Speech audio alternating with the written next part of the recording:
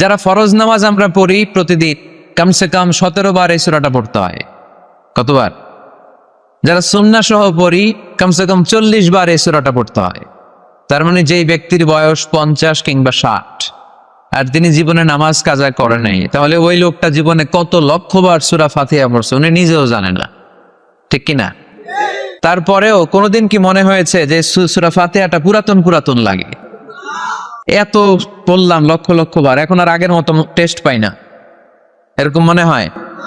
গরুর গোশত পছন্দ করেন কে কে দেখি? তো যে গরুর গোশত, হ্যাঁ, গরম ভাতের সাথে ঝাল গরুর মাংস, আহা, ওই যে অনেকের জিহ্বায় পানি চলে আসছে। তো এটা অনেক মজাদার একটা খাবার, যদিও কোলেস্টেরল খুব হাই এটাতে। তো এই গরুর গোশত কেউ যদি আপনারা সকালবেলা দেয়, দুপুরে দেয়, আবার বিকেলে দেয়, রাতে দেয়, তারপরের দিন দেয়, তারপরের সপ্তাহ, টানা 1 মাস 3 বেলা গরুর গোশত, ভাল লাগবে?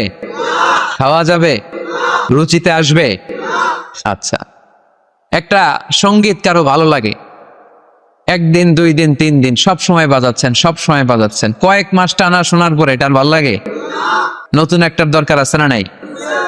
কিন্তু এত লক্ষবার, এত কোটিবার সূরা ফাতিহা আমরা পড়ছি তো পড়ছি, প্রতিদিনই পড়ছি। এই তো জোহরের নামাজেও পড়ে আসলাম, আবার আসরের নামাজেও পড়বো, আবার মাগরিবেও পড়বো। কখনো কারো কি মনে হয়েছে যে সূরা ফাতিহাটা কেমন জানি পুরান পুরান লাগে? আজকে কুল ওয়াল্লাহ দিয়ে শুরু করো, এরকম কি কখনো কারো মনে হয়েছে?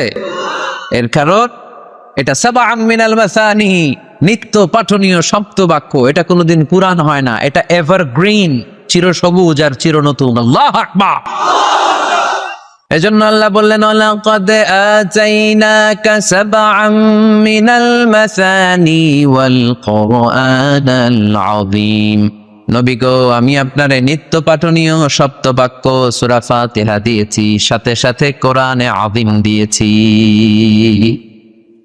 বিষ্ণু ঈসা ইসলামের ইরশাদ করেন, সূরা ফাতিহার মর্যাদা, স্ট্যাটাস এত বেশি, এর সমমর্যাদাপূর্ণ কোন সূরা তাওরাতের ভেতরে নাই, ইনজিলের ভেতরে নাই, জাবুরের ভেতরে নাই, সুহুফে ইব্রাহিম আর মুসার ভেতরে নাই, আল্লাহর পাঠানো 104টা আসমানি কিতাবের কোনটার ভেতরে নাই, যেটার নাম হচ্ছে সূরাতুল ফাতিহা। পড়েন সুবহানাল্লাহ। এটা কোরআনের সবচাইতে দামি সূরা, আ'যামুস সুওয়ার ফিল কোরআন। এই সূরাটা সর্বপ্রথম একসাথে এট এ টাইমে নাজিল হয়েছে, ভেঙে ভেঙে নাজিল হয় নাই। কোরআনের অন্যান্য সূরা ভেঙে ভেঙে নাজিল হয়েছে, সর্বপ্রথম যে সূরাটা একেবারে শুরু থেকে শেষ নাজিল হয়েছে, সূরাটার নাম হচ্ছে সূরাতুল ফাতিহা। আওয়াজ করে পড়েন, সূরাতুল ফাতিহা। ফাতিহা মানে হচ্ছে ভূমিকা। ফাতিহা মানে কি? ইন্ট্রোডাকশন। এই যে আমরা প্রবন্ধ লিখি, প্রবন্ধের একটা ভূমিকা আছে না? আমরা যখন গরু রচনা লিখি, একটা ভূমিকা আছে না? তো এই যে 30 পারা কোরআন আল্লাহ লিখে পাঠালেন, আমাদের জন্য দিলেন, এর একটা ভূমিকার দরকার আছে না নাই? আল্লাহ সূরাতুল ফাতিহাকে এই কোরআনের ভূমিকা হিসেবে এই সূরার শুরুতে স্থান দিয়ে দেয়।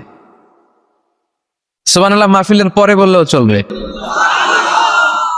সুবহানাল্লাহ বললে লাভ না লস? একবার সুবহানাল্লাহ বললে মাহফিলগুলো যে কি বরকতে, হুজুরা একটু পর পর কয় পড়েন সুবহানাল্লাহ, আমরাও পড়ি সুবহানাল্লাহ, আর ওইদিকে যে আমল নামা কিভাবে উপরের দিকে উঠতেছে আমরা নিজেরাই টের পাই না। একবার সুবহানাল্লাহ পড়লে এই আকাশ আর জমিনের গ্যাপ আল্লাহ সওয়াব দিয়ে পূর্ণ করে আপনার আমল নামায় ঢুকায় দিবে। দেখেন কত চালাক, সওয়াবের কথা শুনছে, এখন সুবহানাল্লাহ গলা ফাটায়। সওয়াব আছে যেখানে আমরা আছি, এজন্য সুবহানাল্লাহ, আলহামদুলিল্লাহ, আল্লাহু আকবার, এই তাসবিহগুলো যেন আমরা বেশি বেশি পড়ি। তো আমরা যে সূরাটা থেকে কথা শুনতেছি, সূরাটার নাম সূরা, সবাই বলেন কি নাম? সূরাতুল ফাতিহা। এটার আরেকটা নাম হচ্ছে উম্মুল কিতাব, মানে কিতাবের মা। উম্মুনের আরেকটা অর্থ হচ্ছে সেন্টার, কেন্দ্র। এটা কোরআনের কেন্দ্র। তার মানে পুরো কোরআনকে সংক্ষিপ্ত করলে ওটা সূরা ফাতিহা হয়ে যায়, আবার সূরা ফাতিহাকে ব্যাখ্যা করলে পুরো কোরআন হয়ে যায়। এই সূরার আরেকটা নাম হচ্ছে সূরাতুল ওয়াফিয়া। কি নাম? মানে অখণ্ড সূরা। কি সূরা? এই সূরাকে খণ্ড করে পড়া যায় না। পড়া যায়? অন্যান্য সূরাকে পড়া যায়। যেমন সূরা আর রহমানের অর্ধেক আমি 1 রাকাতে পড়লাম, দ্বিতীয় রাকাতে বাকি অর্ধেক আমি পড়লাম, কোনো সমস্যা আছে? অথবা সূরা নাবার অর্ধেক আমি 1 রাকাতে পড়লাম, দ্বিতীয় রাকাতে বাকি অর্ধেক, সমস্যা আছে? কিন্তু আমি যদি প্রথম রাকাতে সূরা ফাতিহার অর্ধেক মালিকি ইয়াউমিদ দিন পর্যন্ত পড়ে আল্লাহু আকবার, দ্বিতীয় রাকাতে ইয়াকা না'বুদু দিয়ে শুরু করলাম, বাকি অর্ধেক, নামাজ হইছে? এর কারণ এই সূরাটা পড়লে পুরোটাই পড়তে হয়, এটারে হাফ হাফ করে পড়ার কোনো সুযোগ নাই। এজন্য এটা অখণ্ড সূরা, এটাকে খণ্ড করে পড়া যায় না। আবার এই সূরার আরেকটা চমৎকার নাম হচ্ছে সূরাতুদ দুআ। সূরাতুদ দুআ, এই সূরার ভেতরে যে একটা অসাধারণ দোয়া আছে আমরা অনেকে জানি না। দোয়াটা হচ্ছে ইহদিনাস সিরাতাল মুস্তাকিম। এর চেয়ে শ্রেষ্ঠ দোয়া হতে পারে না। ও Allah, show us the right path, show us the correct path, show us the straight path. Allah তুমি সোজা পথ দেখাও, স্ট্রেইট ফরওয়ার্ড পথ দেখাও। আমরা অনেক সময় পথ ভুলে যাই, ডানে বায়ে মোড় নেই, আমাদের পথ দেখায় কে? আমি যদি কোনদিন পথ ভুলে যাই, হাত ছানি দিয়ে কাছে নিও,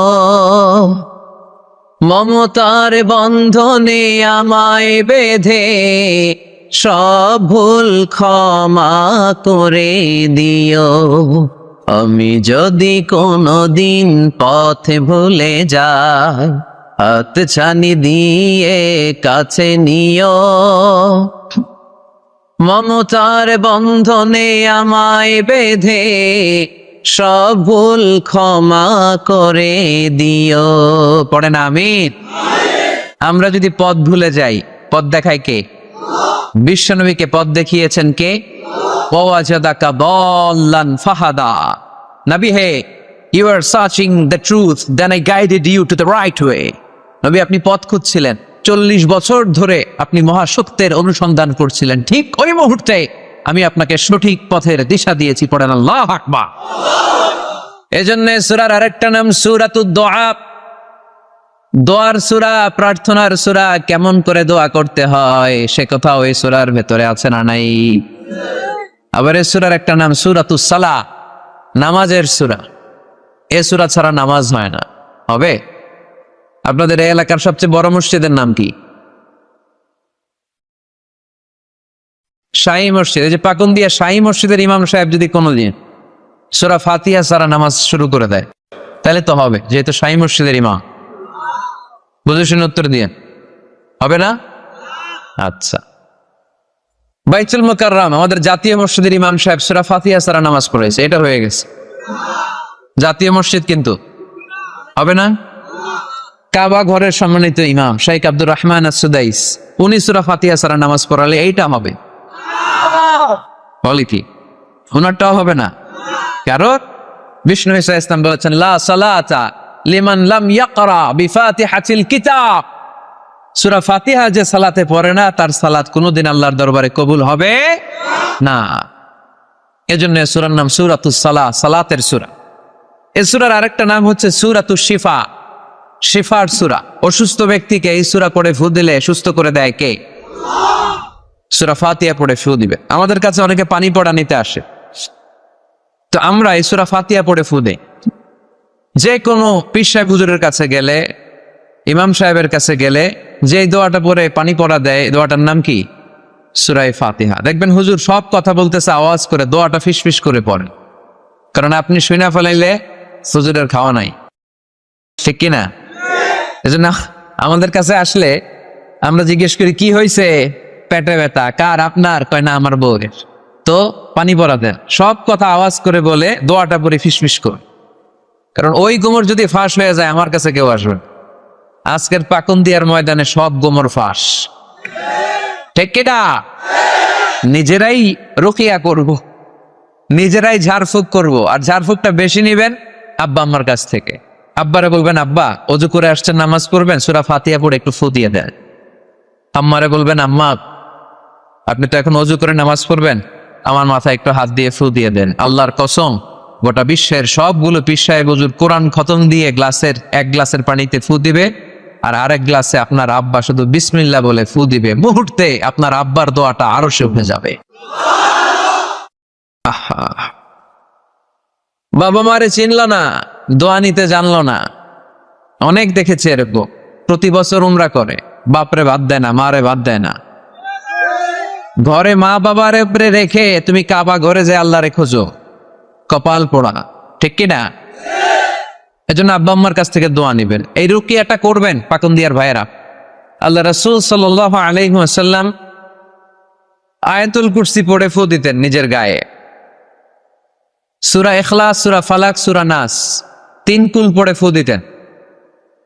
সূরা ফাতিহা পড়ে ফু দিতেন। এগুলো পড়ে হাত দুটো মিলাবেন, হাতে ফু দিয়ে মাথা থেকে পা পর্যন্ত মাসাই করবেন।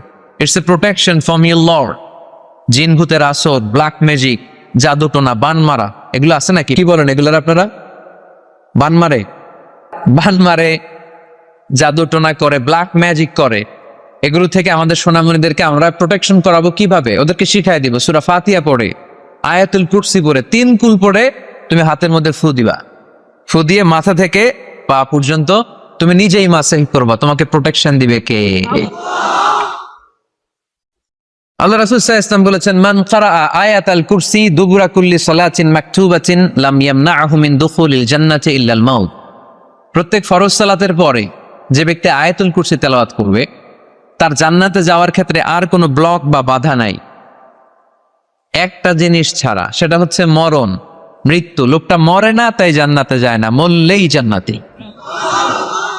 এজন্য আজকে থেকে সূরা ফাতিহা বেশি বেশি পড়বেন তো।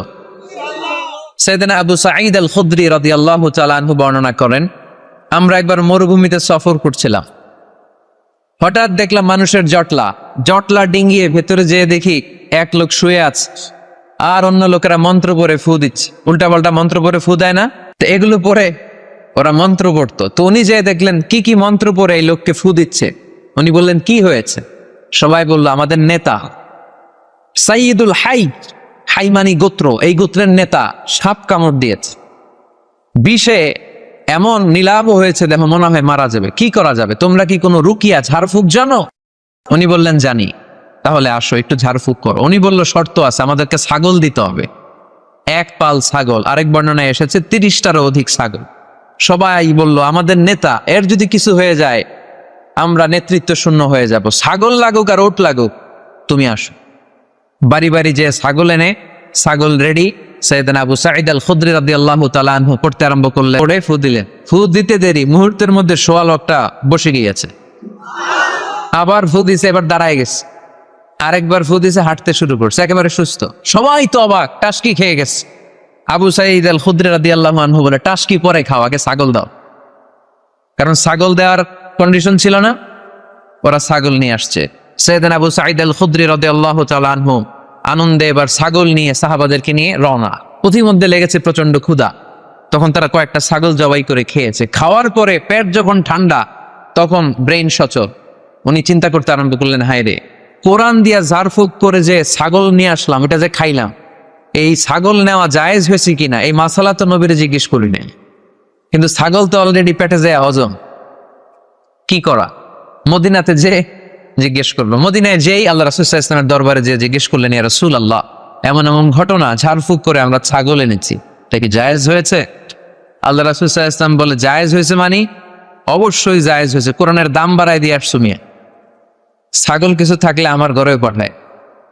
সুবহানাল্লাহ পড়তে পারলেন না? ওয়ালাকাদ আতাইনাকা, বুখারীর হাদিস, ওয়ালাকাদ আতাইনাকা সাবআম মিনাল মাসানি ওয়াল কুরআনাল আযীম। নবী হে, নিত্য পাঠনীয় সপ্তবাক্য দিয়েছি, যেই দোয়া পড়ে ফু দিতে দেরি, অসুস্থ ব্যক্তি সুস্থ হতে দেরি হয়। এজন্য আল্লাহ ইরশাদ করেন, অনুনাজ্জিলু মিনাল কুরআনি মা হুয়া শিফাউন ওয়া রাহমাতুল লিল মুমিনিন ওয়া লা ইয়াজিদুয যালিমিনা ইল্লা খাসারা। এই কোরআনকে আমি শিফা হিসেবে নাজিল করলাম, এই কোরআনকে আমি রহমত হিসেবে নাজিল করলাম, এই কোরআনকে আমি তোমাদের জন্য হেদায়েত হিসেবে নাজিল করলাম। তোমাদের কোরআন রহমত এনে দিবে, বরকত এনে দিবে, শিফা এনে দিবে, কিন্তু জালেমদেরকে কিছু এনে দিবে না। ঠিক কি না? ওয়ালা ইয়াজিদিয যালিমিনা ইল্লা খাসারা। জালিমদের অকল্যাণ করবে, জালিমদের কল্যাণ নাই এই কোরআনে। জালিম যদি হেদায়েতের নিয়তে কোরআন পড়ে তাহলে কল্যাণ পাবে, তা না হলে কল্যাণ পাবে না। তো এখন থেকে আমরা যদি অসুস্থ হয়ে যাই, যেই সূরাটা পড়ে আমরা ঝাড়ফুঁক করব, সূরাটার নাম আরো জোরে বলেন, ফাতিহা। এই সূরাটা কোরআনের ধারাক্রম অনুসারে 1 নম্বর সূরা, নাম্বার 1। কয় নাম্বার? এক নাম্বার। এই সূরাটা মাক্কাতুল মুকাররমায় নাজিল হয়েছে, তাই এটি মাক্কি সূরা। কি সূরা? মাক্কি সূরা। এই সূরার আয়াত সংখ্যা 7টি। কয়টি? আসলে প্রতিদিন এই সূরাটা পড়ি, এই সূরাটার তাৎপর্য কি, মর্মবাণী কি আমাদের জানার দরকার আছে না? কিন্তু আমরা অনেকেই জানি না। জানি? আরব বিশ্বে দেখবেন ওনারা যখন তারাবির সালাত পড়ে, আযাবের আয়াত আসলে কাঁদে, জান্নাতের আয়াত আসলে দরাজ গলায় তেলাওয়াত করে। আপনারা কি করেন? আমরা করি না। কারণ ওনারা কি পড়ছেন সেটা তাৎপর্য আর মর্মবাণী ওনারা অনুভব করছেন। আমি হজে শাইখ আব্দুর রহমান আসুদাইসির পেছনে নামাজ পড়লাম। উনি যখন সূরা কুরাইশ তেলাওয়াত করছেন, ফালিয়াবুদু রাব্বা হাযাল বাইত, এটা বলে তিনি কেঁদে দিলেন। কারণ উনি অর্থ বুঝতে পেরেছেন। এই আয়াতের অর্থ ফালিয়াবুদু রাব্বা হাযাল বাইত, এই কাবা ঘরের মালিক আল্লাহর ইবাদত করো, এই ঘরের রবের ইবাদত করো। আর ওই ঘরের সামনে দাঁড়িয়ে উনি ইমাম, উনি ওই ঘরের সামনেই দাঁড়ানো আর পড়তেছে এই ঘরের রবের ইবাদত করো। এটা যখন অনুভব করলেন উনি আর নিজেকে ধরে রাখতে পারলেন, উনি কান্না জোড়ে দিলেন। উনার পেছনে আমরাও কাঁদতে লাগলাম, কারণ ইমাম যেদিকে মুসল্লিও সেদিকে, উনিও কাঁদে আমরাও কাঁদি, কারণ অর্থ বুঝতেছি তো। আবার জান্নাতের আয়াত আসলে এমন সুরের ঝংকার তুলে তিনি তেলাওয়াত করে, মনে হচ্ছে যেন এখনই উপর থেকে রহমত নাজিল হচ্ছে। ঠিক কিনা?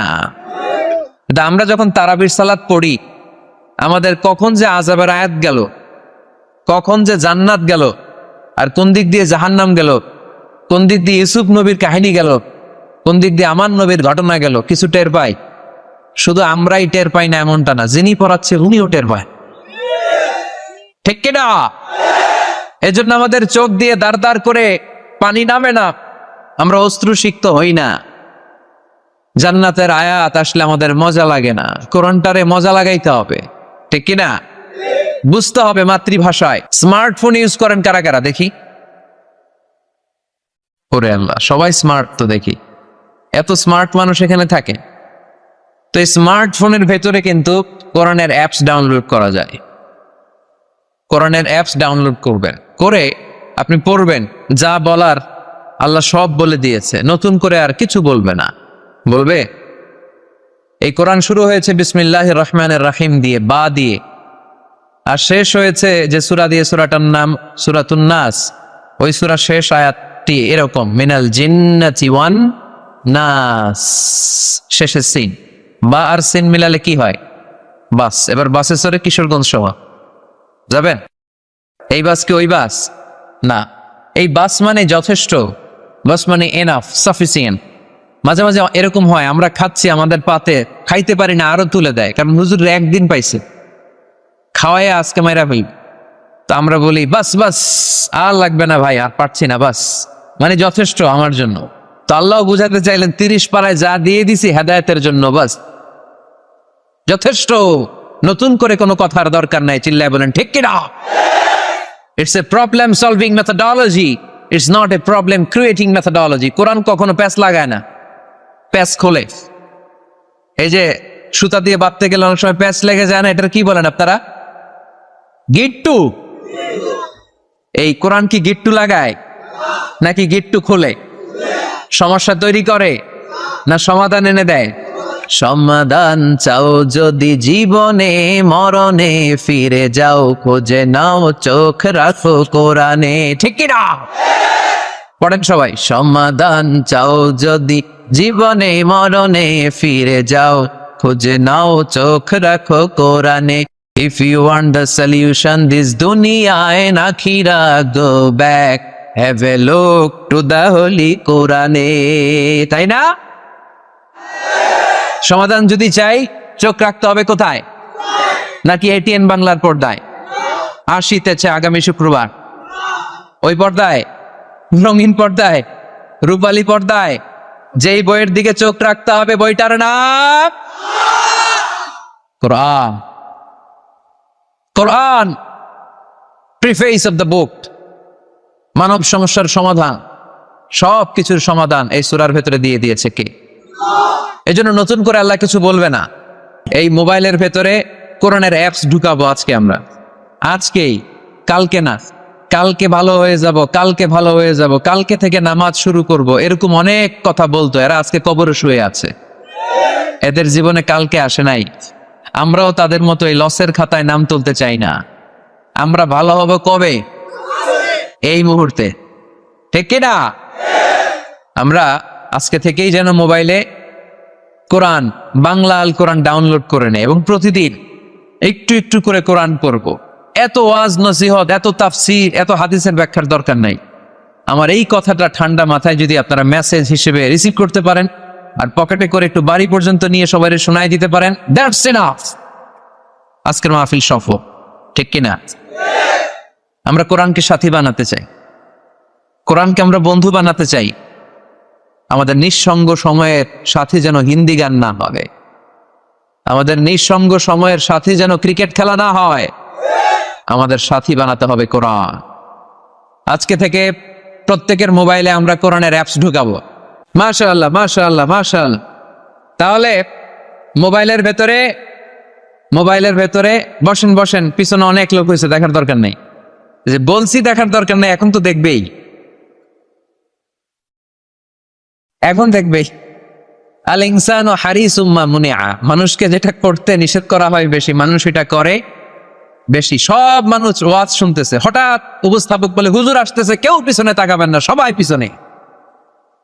এতক্ষণ কিন্তু তাকাচ্ছিল না। তো এই জন্য স্মার্টফোনে আমাদের কোরআন থাকবে, কি থাকবে? আর প্রতিদিন 1 আয়াত, 2 আয়াত, 3 আয়াত হোক, আমরা কোরআন পড়ব। আল্লাহ যদি আবার আমার হায়াতে বাঁচায় রাখে, আমি যদি আবার এই পাকুন্দিয়ার মাঠে কোনোদিন আসি, আমি কিন্তু ফিডব্যাক নিব। ওই দিন জিজ্ঞেস করবো কাদের কাদের মোবাইলে কোরআন ঢুকছিল, কারা কারা কদ্দুর পড়ছেন। ওই দিন যেন হাত তুলে বলতে পারেন, হুজুর ওই দিনের মাহফিল শুনে আমি এতটাই পরিবর্তন হয়েছি, প্রতিদিন 2 আয়াত 3 আয়াত করে পড়তে পড়তে কোরআনের 15 পারা আমার শেষ। কেউ যেন বলতে পারেন 20 পারা আমার শেষ। কারো মুখে যেন আমি শুনতে পাই যে 30 পারা আমাদের শেষ। পারা যাবে? এই কথাগুলো শোনানোর জন্য এই তাফসির মাহফিল। এটা আমাদের সৌভাগ্য যে আমাদের কথা শুনে মানুষ পরিবর্তন হয়। আমরা যখন এয়ারপোর্ট পাস করি, দেশের বাইরে যাই, লোকজন দৌড়ে এসে বলে হুজুর কোরআনের কথা শুনে পরিবর্তন হয়েছে, আমি আপনার কোরআন ক্লাসের ছাত্র। ওই দিন এয়ারপোর্টে পুরো ফ্যামিলি, বাবা মা ভাই বোন ছেলে পেলে এসে বলে আমাদের পুরো ফ্যামিলিটা আপনার তাফসির ক্লাসের ছাত্রছাত্রী। আলহামদুলিল্লাহ ওয়া শুকরুলিল্লাহ, লা ফখর, লা ফখর, কোনো ফখর নাই এতে, শুকরিয়া একজনের, তিনি কে? তাহলে প্রতিদিন কোরআন পড়বেন তো? সূরাটার নাম সবাই বলেন আরো জোরে। আয়াত সংখ্যা মাক্কি না মাদানী? প্রথম আয়াতে আল্লাহ বললেন আলহামদুলিল্লাহি, আলহামদুলিল্লাহি, সকল প্রশংসার মালিক কে? তিনি হচ্ছেন রব্বুল আলামিন। হামদুন মানে প্রশংসা, হামদুন মানে কি? আর আলহামদু মানে সব প্রশংসা, সকল প্রশংসা। প্রশংসা হয় সুন্দরের, প্রশংসা হয় আল্লাহর চেয়ে সুন্দর কেউ আছে? ইন্নাল্লাহা জামিল ইউহিব্বুল জামাল। আল্লাহ সুন্দর, সুন্দরকে পছন্দ করে কে? দুনিয়া সুন্দর, মানুষ সুন্দর, আসমান সুন্দর, জমিন সুন্দর, সুন্দরে সুন্দরে পাল্লা, জানি না কত সুন্দর তুমি আল্লাহ, জানি না কত সুন্দর তুমি আল্লাহ। সুবহানাল্লাহ পড়েন। আল্লাহর এক নজর দেখার জন্য আমরা পাগল হয়ে যাব কিয়ামতের দিন। সব জান্নাতীরা বসবে, আল্লাহ বলবে এই জান্নাতীরা, কোরআনে যা যা কমিটমেন্ট আর প্রমিস দিছিলাম যে তোমাদেরকে দিব, সব পাইছো? সবাইকে পাইছি। একজন পিছন থেকে দাঁড়ায় বলবে একটা পাইনি। কি পাও নাই? আপনারই তো পাইনি, আপনারই তো দেখি। তখন আল্লাহ তাআলার হাজার হাজার নূরের পর্দার ভেতর থেকে ফোকাস দিয়ে আল্লাহর নূর, আল্লাহর সৌন্দর্য সেদিন জান্নাতীদের কাছে প্রকাশ করে দিবেন। আমরা যেন এভাবে একসাথে বসে আল্লাহর নূর দেখতে পারি। আল্লাহ তুমি তৌফিক দাও। এই জন্য আল্লাহ বললেন আলহামদুলিল্লাহি রাব্বিল আলামিন, প্রশংসার মালিক হলাম আমি আল্লাহ, আমি হলাম রাব্বুল আলামিন। আলহামদু, সকল প্রশংসা, প্রশংসা করে শেষ করা যাবে। ওয়া ইন তা'উদ্দু নি'মাতাল্লাহি লা তুহসুহা, তোমার হাতের আঙ্গুলের কড়াই যদি গুনতে শুরু করে দাও আল্লাহ কত নেয়ামত দিয়েছে, গুনে শেষ করা যাবে? এই পৃথিবীর সব সাগরের পানি যদি কালি হয়, গাছের পাতা যদি খাতা হয়, সাগরের পানি নিয়ে গাছের পাতার মধ্যে আল্লাহর প্রশংসা সুবহানাল্লাহ আলহামদুলিল্লাহ লিখতে লিখতে আমাজন জঙ্গল, আফ্রিকার জঙ্গলের সব গাছের পাতা যদি শেষ করে দেই, সাগরের সব কালি যদি শেষ করে দেই, আল্লাহর প্রশংসা করা শেষ হবে? সাগরের জলকে কালি করে, গাছের পাতাকে খাতা করে, তোমার মহিমা লেখা শেষ হবে না, যদিও লিখি প্রভু জীবন ভরে। সাগরের জলকে কালি করে। আল্লাহু আকবার। আল্লাহর প্রশংসা করতে হবে বেশি বেশি। আল্লাহ রাসূল সাল্লাল্লাহু আলাইহি ওয়াসাল্লাম মসজিদে নববীতে ইমামতি করছেন, আল্লাহু আকবার। কেরাত পরে রুকুতে গেলেন, আল্লাহু আকবার। রুকু থেকে উঠে সামি আল্লাহু লিমান হামিদা পড়লেন। পেছন থেকে সব সাহাবারা পড়ল রব্বানা ওয়ালাকাল হামদ।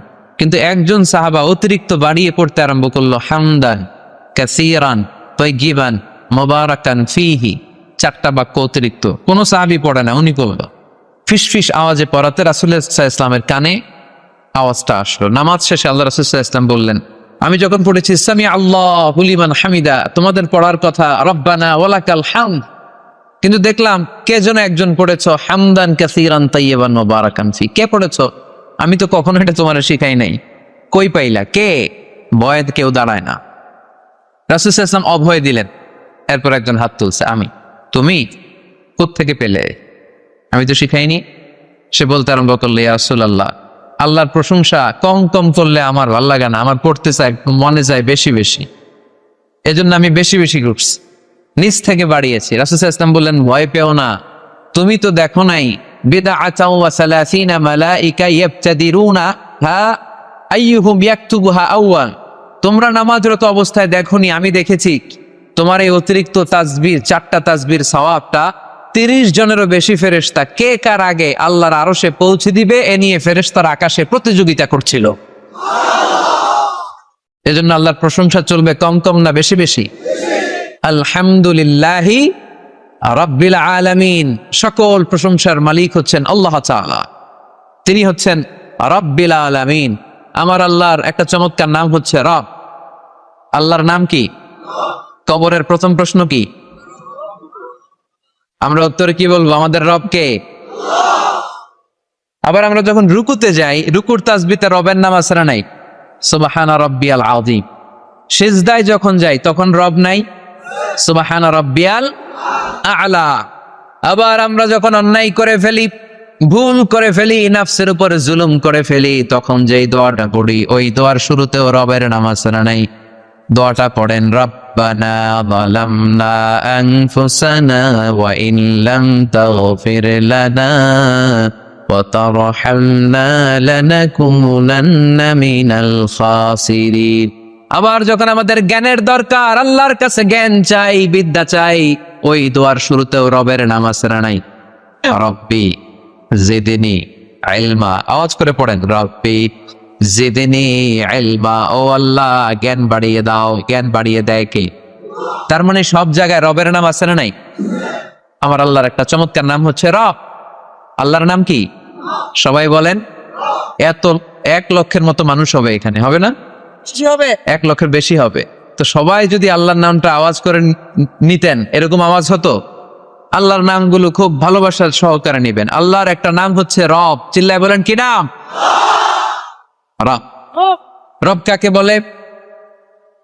যার যখন যেটা যতটুকু দরকার তাকে তখন সেটা ততটুকু, যিনি ফরিয়াদ করার আগেই দিয়ে দেয়, তার নাম রব।